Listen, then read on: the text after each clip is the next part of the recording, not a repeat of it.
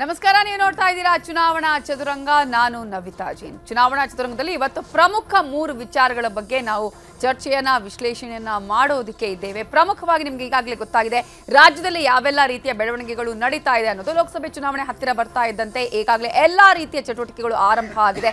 ಪ್ರಮುಖವಾಗಿ ಈಗ ಚುನಾವಣೆಯನ್ನ ಗೆಲ್ಲೋದಕ್ಕೆ ಏನೆಲ್ಲ ಮಾಡಬೇಕು ಆ ಎಲ್ಲಾ ತಂತ್ರ ಪ್ರತಿತಂತ್ರಗಳು ನಡೀತಾ ಇರುವ ಸಂದರ್ಭದಲ್ಲಿ ಹಾಗಾದ್ರೆ ಅದು ಮತದಾರನ ಮನ ಮುಟ್ಟುವಲ್ಲಿ ಸಕ್ಸಸ್ ಆಗತ್ತಾ?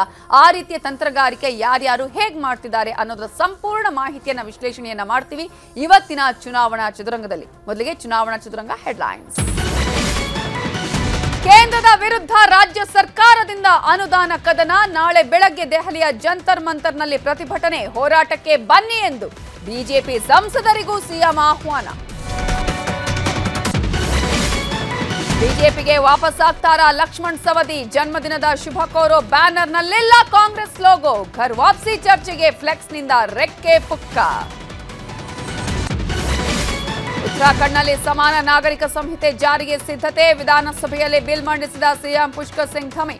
ಕಾಂಗ್ರೆಸ್ ವಿರೋಧ. ಕನ್ನಡಿಗರ ನೆಚ್ಚಿನ ನ್ಯೂಸ್ 18 ಕನ್ನಡ ಈಗ ವಾಟ್ಸ್ಆಪ್ನಲ್ಲೂ ಲಭ್ಯ.